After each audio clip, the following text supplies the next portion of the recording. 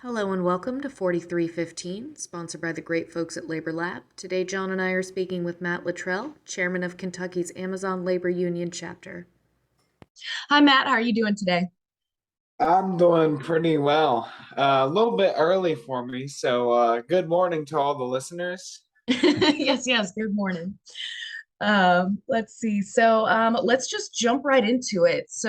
Just to start off, how long have you worked at Amazon and what do you do there? So I've worked at Amazon for a year and a half now, and I'm a picker, I'm a packer, and I volunteer for two safety and process improvement positions. When you say you're a packer, what or a picker and a packer, what does that mean? Like, what exactly are you doing? Just for people who might not know.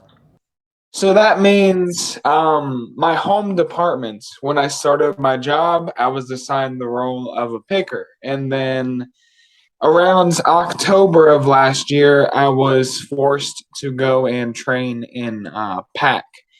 And ever since then, I get called down there to go and pack maybe a few times a week. Um, so it'll be like I'm working in my department and, scanning the items, retrieving them, and then all of a sudden I'll get a message say, go to pack. And then I have to go. And I really do not enjoy that job, especially making boxes. You always get little cardboard cuts on your hands. I don't know if you've ever like sat around and made boxes for hours. No, we have actually. Yeah, we've done some food manufacturing before, and that shit is no joke. It's exhausting, it's monotonous. No, we feel for you. Was that Oh, part and you get really stiff when you're up there just standing in the same spot. Oh yeah, the repetitive motion. I mean, that's all really exhausting. Was that part of the inspiration for, you wanting to organize? Like what led you to, was there like a final straw or was it all kinds of small things built up that made you want to organize there? Can you elaborate on that? It was a pretty holistic experience. So, um, whenever I first started at Amazon, I started noticing that this place wasn't all it was cracked up to be. This company had constantly thrown out this message that they're progressive, but and it's similar to how the workplace in your first podcast was. They spout all these progressive messages, yet they don't actually make any progress. And so I saw people getting injured quite often. And even when it wasn't an injury that they could actually go and get workers' compensation for, I saw people feeling like shit. People walking around there with their heads down, very unhappy. And the only time they would be happy is if they were offered voluntary time off. That is where Amazon will measure based on the work and say, hey, there's not enough work, and they'll let people have the chance to go home early without pay. That's the only time people would really perk up around here. Is when they were Because going home. yeah, Can't blame them there. yeah, that's it. And people are exhausted. They're walking like they're chafing. They're crashing from all the stimulants that they have to use, mostly caffeine and um, pre-workout and other substances, a lot of sugar. And when I noticed the general despair of this place, the injuries, um, people running around all the time, doing all of these different jobs and not being compensated for learning new jobs. That's that was crazy to me. That Amazon could just train you to do every job in your department. They could train you to do jobs in other departments. Hell, you could be a one man army around there and run the damn warehouse by yourself and not get paid anymore. Yeah, and still be getting paid for the work of one person. It just kind of, correct me if I'm wrong, it just kind of sounds like to me that that's a way to stretch the workforce really thin. If you have one person doing, three, four different jobs, it keeps them from having to hire more people at what should be a living wage. I was going to ask about that too. What is the pay and compensation like? Just on Um, average. so when I first started there, the base pay was $15 an hour. And last year, after Alabama's first election in Bessemer, they decided to give a little raise and make their base pay $15.50. They thought that that little bit of a raise was going to deter people from starting unions, and they couldn't be more wrong, by the way. Uh, Yeah. they gave that tiny raise in April of last year, something like that. They called it the step plan, which is where they would actually have a set amount of pay that you would get every 6 months or every year, up to 36 months, something like that. The 36th month raise is 15 cents. It's incredible. It's like it's insulting to be offered 15 cents. For me, it would be like, I don't even want this. Like it's just insulting.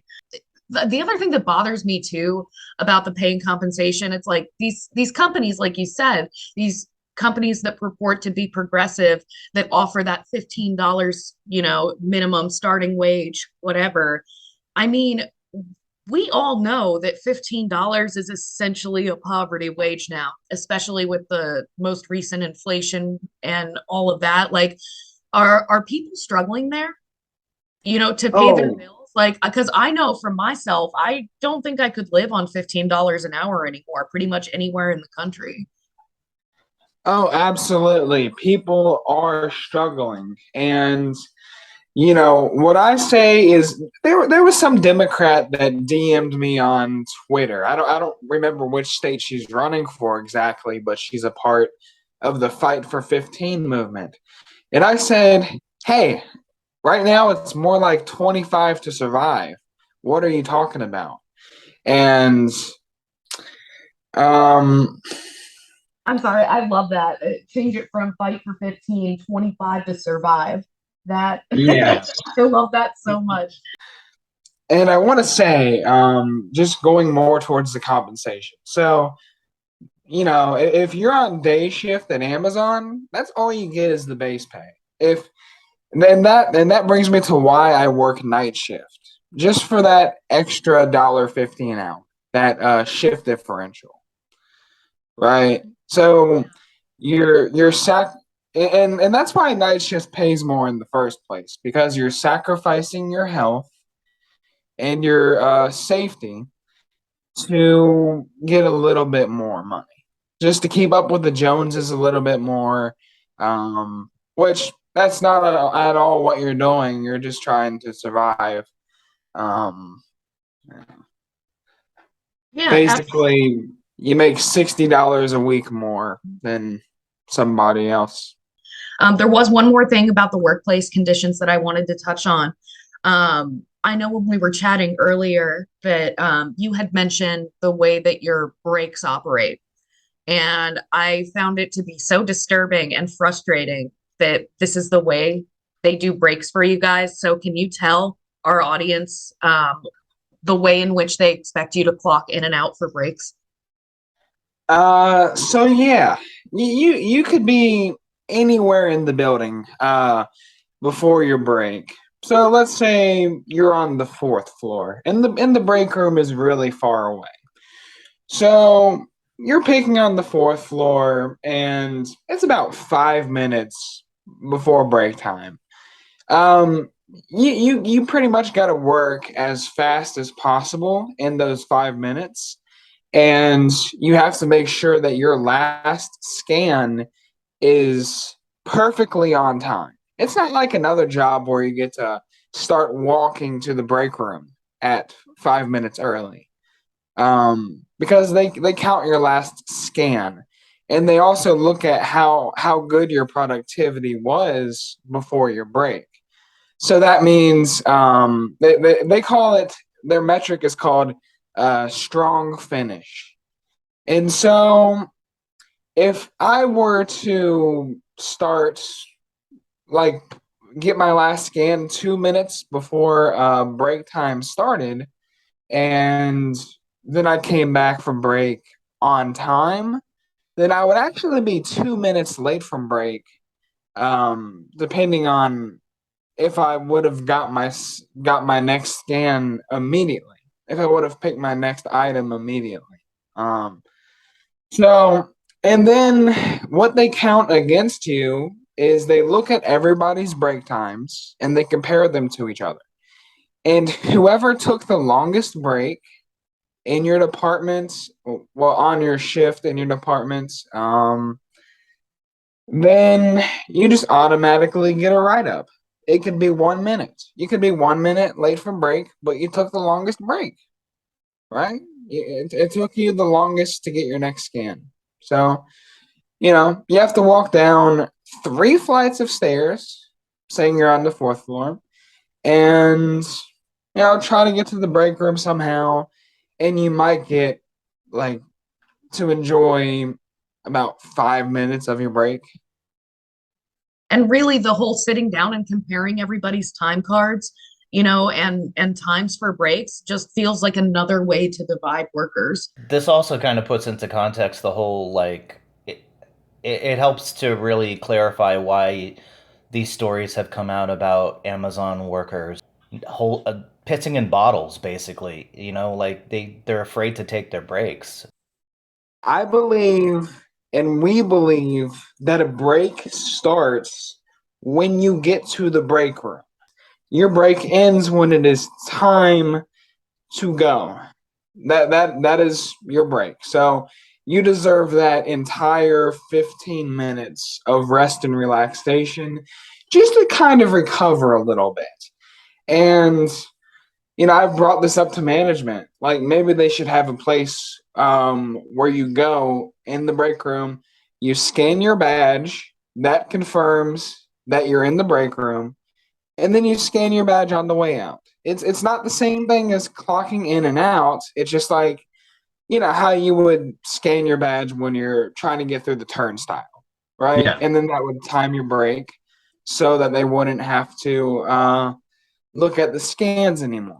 But no, they prefer it their way because their way creates attrition and burnout. They don't And want you. They don't want you to stay there long enough to get comfortable. yeah, that's what I was going to say. So they're just basically encouraging a revolving door of employees. Yes. So yeah, the turnstile is always spinning. One person in, one person out. That's exactly what it's for. Let me kind of move away from this for a minute. When or sort of where are you right now with the organizing? So we're doing pretty good right now. So after we formally announced and that we're organizing as a Kentucky chapter of Amazon Labor Union, and that doesn't mean just my site. There have been multiple buildings in Kentucky that are starting their organizing committees and building strong organizing committees. So, but right now in Campbellsville, we are getting our cards signed, and we're getting pretty close to, like, having about 100 people that have signed these cards to join ALU, and, well, to vote for ALU. When did management kind of figure out what was going on? Has there been anything that sort of defined that moment? So I knew that management figured out I was organizing probably in late March or early April, because that is when a bunch of rumors and whisper campaigns started going on about me. The managers, to support the evidence that the managers were having meetings about what to do with me, they were having meetings presumably about how they're going to cover their asses because ALU had just won in Staten Island. Um, these managers were absent, and people were spreading rumors that they were having meetings and that they knew who I was and that they were planning on firing me. And soon after these whisper campaigns started, some people in our early organizing committee, they had started getting really scared. Some people even left the organizing committee because, this put the fear of God into them. And soon after that, I received my first write up. And just to say, there were a lot of unusual circumstances around that normally wouldn't happen to anybody. But they tried to fire me on my first offense. And I had been there for over a year. I had given them plenty of reasons to write me up before that. Plenty. And then they just decided to try and fire me on my first offense. So would you say that sounds like, one of the tactics that they're kind of using to fight the union is to just target you, but what else are they doing aside from targeting you to crush the union before it can actually form there? So the security guards, they basically spy on people more than they used to. The security guards, they search the bathrooms every 45 minutes looking for materials. They stay on the floors with you for about an hour. Every time they go to a new floor, now they have to be on there for a longer length of time. Yeah, and that's not to say that there's always a security guard present. Of course, they're always watching the cameras. Um, and nobody's for sure on whether these cameras can record audio. Certainly, you would think they have facial recognition technology. It's been proven that Amazon has tested facial recognition technology Yep. in their warehouses before they gave them to the police departments and before they had, their military contracts for that. It really, to me, it just sounds like it's skirting the legality. Like just based on what you're saying there, like to have people hovering over you to listen to kind of what you're saying, what stalking the bathrooms, like searching the bathrooms, and I guarantee I'm guessing that they do this all under the guise of safety, that they're, oh, this is to keep you safe and that kind of thing. Is that correct? Oh, absolutely. See, and then Amazon employees, we know better. We do. Everybody knows better. If you ask them what the purpose of security is for, they will say it is to spy on you and it is to protect product, not humans, product. Because, and a perfect example about this is the new off duty access policy. And that mirrors a policy that existed before they had to settle with the labor board for the second election in Bessemer, Alabama. And the policy then was you couldn't be you couldn't be in the building, inside of the building, 15 minutes prior to your shift or 15 minutes after your shift. And it is under the guise of safety. They recently brought it back right after the Amazon parking lot shooting that happened. And it doesn't keep you safe. If they wanted to keep you safe, they would have some sort of check-in to the parking lot, like other jobs, where you scan your badge and then you're allowed through the gate, right? Yeah. Or they would have metal detectors as you enter the building, right? Yeah. To actually check people for weapons. Maybe I'm crazy. To me, it just sounds obvious that not allowing employees to come in 15 minutes before work or 15 minutes after is just trying to cut down on conversation that could lead to organizing. Oh, exactly. And Reverend Ryan Brown, I have talked to him many times, and he released a state. He's the organizer in the cause movement in Carolina, Raleigh, Durham, and yeah, very very charismatic figure. But what he said about this was he would organize on his days off. Um, they would organize down there on their days off, and they would be in the break rooms. They would be in the working areas because that's how they were allowed to do it. And then because of this new policy this policy that has been reinstated, um, it is going to affect organizing. And I have an unfair labor practices charge against them for this.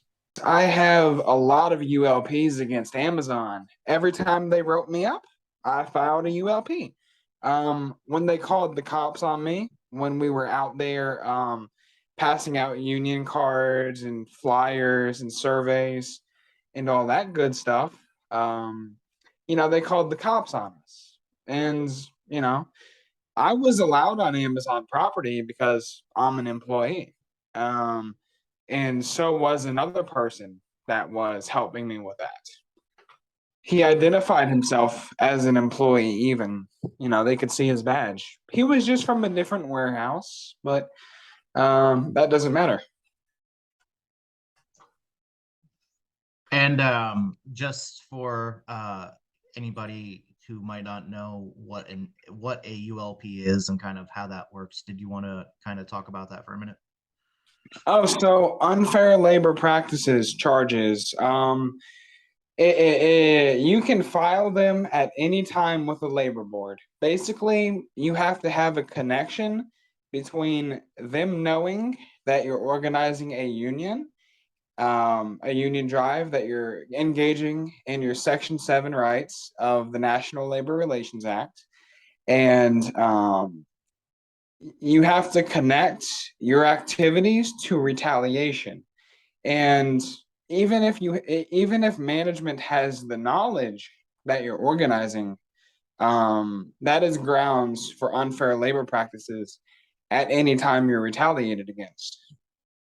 And so you can file them on your own without legal representation, just e-file through the NLRB website, or you could have a lawyer do it for you. You could have a law student do it for you. You could have your grandmother do it for you, or a legal representative. In my case, in the first charges, I had a union rep from the machinist union file that for me, because at the time I didn't exactly know how. What I know you kind of already talked about this a little bit, but what other are there any other tactics that they're using to crush organizing efforts? You had mentioned the security guards, and surveillance and that type of thing. But was there anything else specifically? So they haven't. Management doesn't do that. They start whisper campaigns, but they don't give themselves up. They try to do it as sneakily as possible. And so the whisper campaigns will go something like, "Oh, this building is going to be shut down." And again, that's something that works on the older folks more than the younger folks, because they sort of been there long enough to see that the building went from being a very important part of Amazon's operations to being less important as it aged, and the Amazon started investing a lot less in the facility. And another thing is that when you're organizing and Amazon figures it out, you already know that the time is ticking. The clock is ticking down on your employment. They will find a reason to try and get rid of you. And the way they do that is they scrutinize your work a lot heavier than everyone else's. You are on their radar and you are not going to get off their radar. They have targeted me with write-ups right now. I am on my last write-up. And if I get another one for any reason, no matter whether it's for productivity, time off task, cell phone usage, anything, late from break, I will get walked out. And Do you have any is there any further like recourse that you can take outside of the NLRB if that happens, or are you like is there any kind of internal way through Amazon that you can kind of Like to appeal it? right? Yeah. so there is an appeals process, but it's rigged. Amazon gets to choose who does your appeals, right?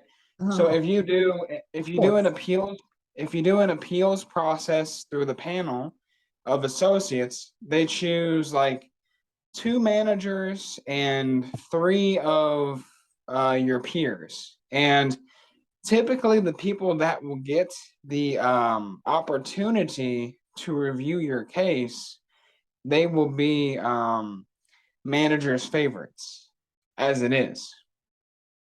That sounds right. And the appeals, you can only appeal a final written notice and a termination. You cannot appeal any other write-up. So if they do end up doing this to you, which I mean, John and I both know, like, you know, John's experienced that too, just being fired for organizing activity, which it sounds like that's what they're doing to you, especially if it could be over something as stupid as being 1 minute late from a break or, you know, taking the longest break, even if you're within the good time frame or whatever. Um, do you plan to continue to organize at that location specifically?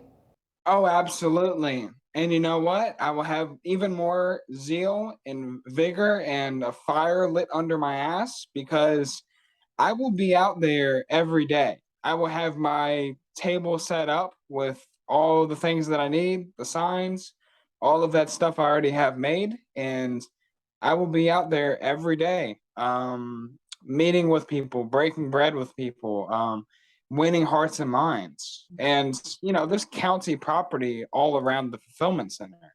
So I just need to be out there when the shift changes are happening, when associates are leaving and entering the building. And, just like before, cars will be lined up with people that want to talk to me. People will be signing my cards. People will be, I want to do food drives. I want to feed hungry Amazon employees like Chris Smalls was doing in Staten Island. I want to be providing some mutual aid even. And, I knew what I was getting myself into. I knew that eventually Amazon would be firing me. I accepted that risk.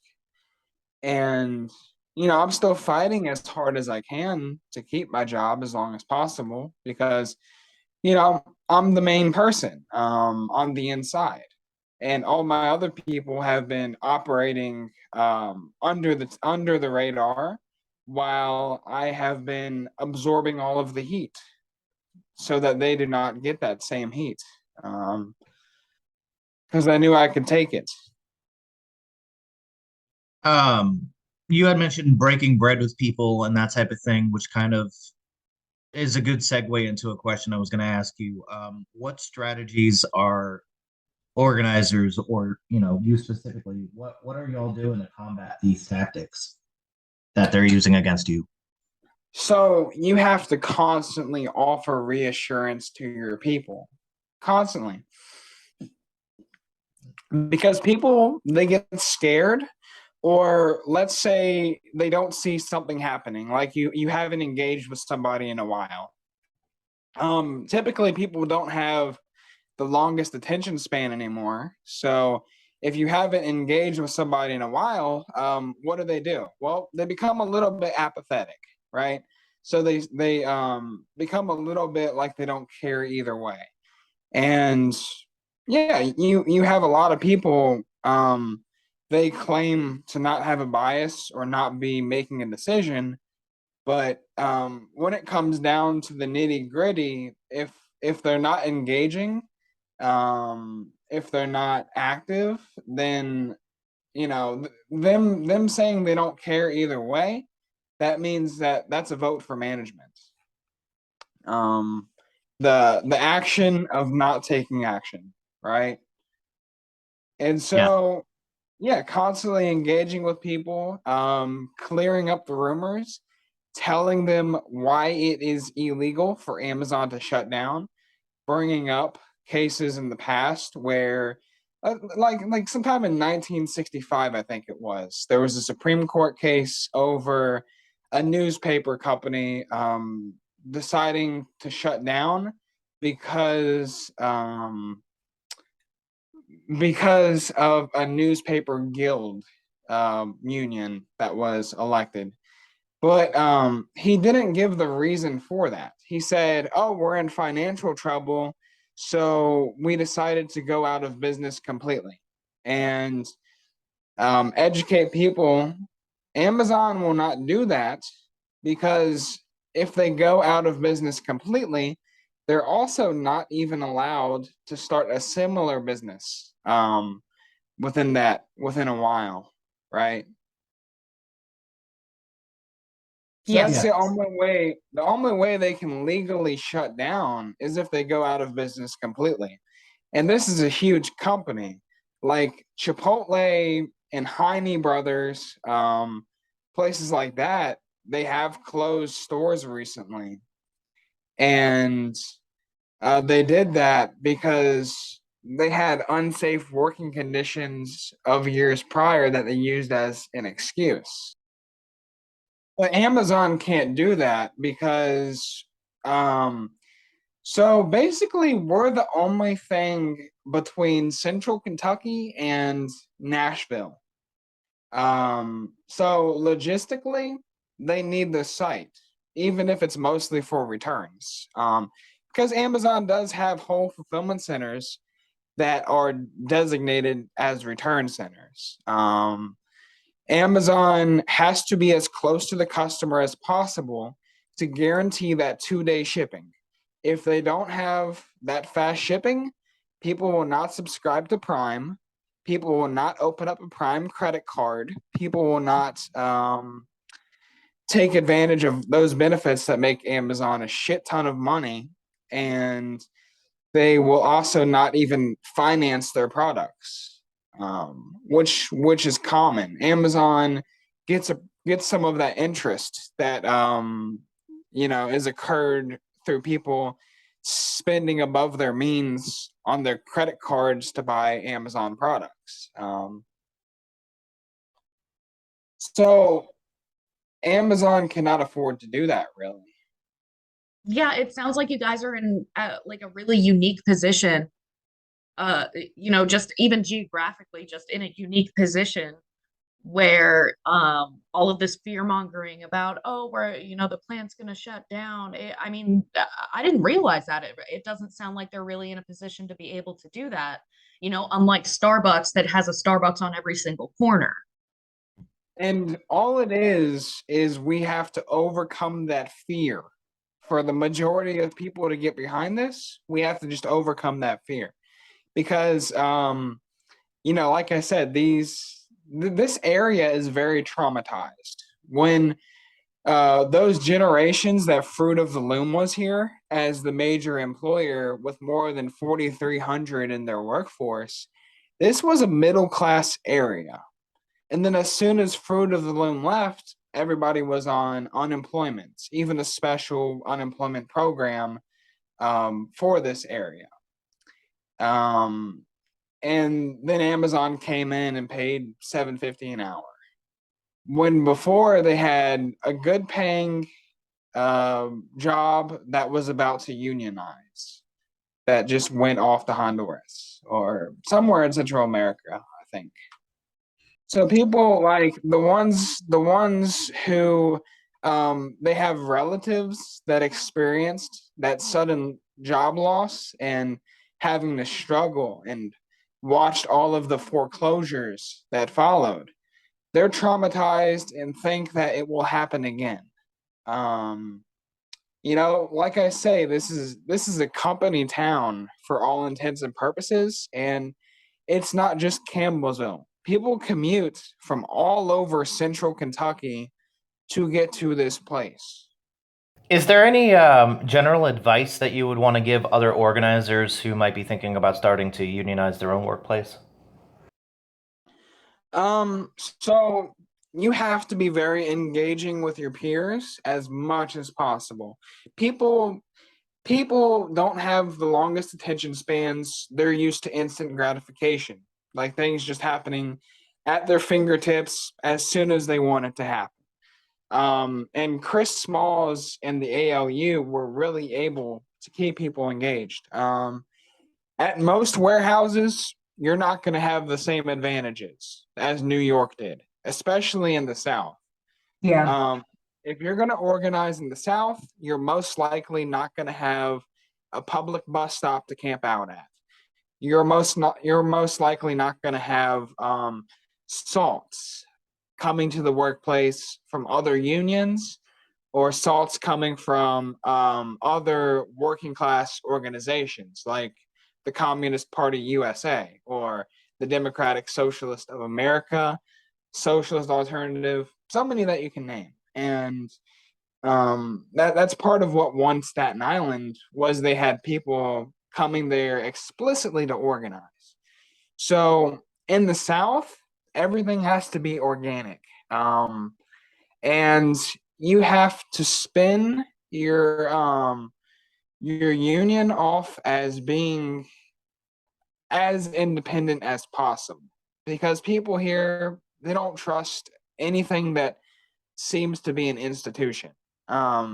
So even though there's no such thing as a third party union, there are such things as bureaucratic unions.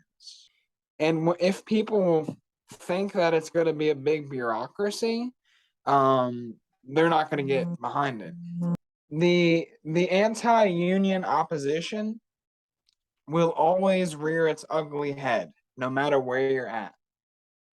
Especially the career-minded people, the people that have the mindset that they have nowhere else to go. Oftentimes, they will react as a wild animal backed into a corner. And you've seen screenshots of how vicious people have been towards me. Yeah. All of the ageism, trying to take down our fundraiser, calling names and all sorts of other things, reporting me for harassment and stuff that never happens. Some lady even went there and tried to say I was going to shoot up the building. Which, Oh my God. yeah, it's fucking crazy. And like I said, they react like wild animals backed into a corner. They fight you as if you're going to be the cause of them losing everything instead of managements being the ones who are willing to do that. And I don't mean to take a defeatist tone here, but the reality is if you're not organized to the highest extent possible, then the anti-union opposition has a chance to become more organized than you are because they're not doing anything that they have to keep secret. They're not doing anything that management doesn't like, right? Everything they can do can be out in the open. Yeah, I mean, they don't have to worry about having a target on their back from the company. They don't have to worry about losing their job and constantly looking over their shoulder, while they get organized to combat what you guys are trying to do. I mean, the power dynamic is immediately stacked against anybody trying to organize because they own the building. It's their property, it's their workers, it's their profit, it's all of their stuff. But all of it is possible because of the workers, so it's just like there's already that unfair dynamic that's at play.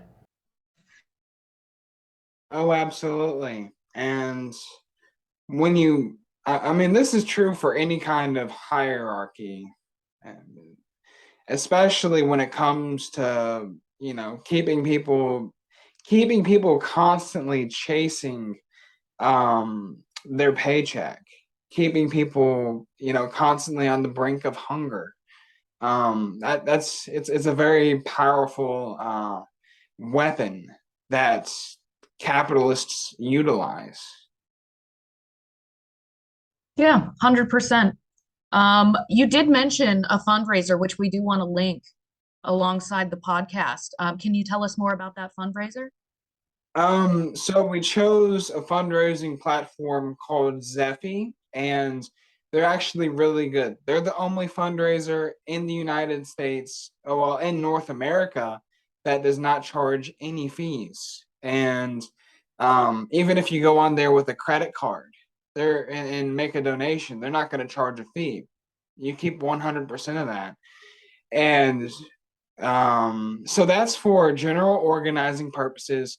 So all of the supplies that we need to constantly buy, flyers, well, to get all this stuff printed, flyers, signs, stuff that you can't get at the library for cheap because you might have to go to a special sign printing place like FedEx or somewhere and then pay all these shipping costs.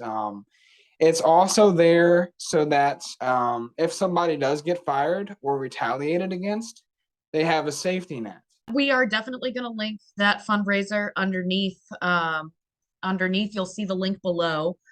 So if you feel like donating to a real worker-led cause, a real worker-led organizing, definitely go donate $1, $10, 15, anything that you can spare to help support these folks.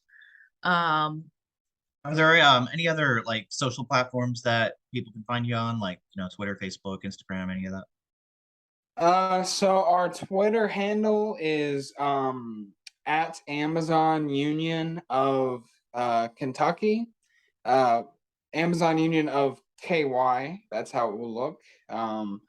And yeah, that's mostly what we're doing. We don't do too much on Facebook. Facebook, just like Zoom, it is hosted on Amazon Web Services servers. Mm. And that's why we don't use that for any of our meetings or anything for the organizing committee, because um, Amazon can actually tap into your calls and request transcripts from them, and Zoom will just hand that over. There's been instances of Zoom employees joining Zoom meetings without anybody's consent and just kind of spying. And so operational security is at the forefront of this, no matter what you're organizing for. Yeah. Yes, we 100%. And we want to thank you so much for coming on to talk with us. I think some of this information that you've provided us with and telling your story and all of that and everything that's happened is really going to help inspire other people to organize and help educate people as to how to go about doing it. Yeah, we thank you so much for coming on. And, we definitely want you to keep us updated on any progress that you make, any any firings that happen. Yeah. And yeah, thank you so much for your time, and we really appreciate everything that you do.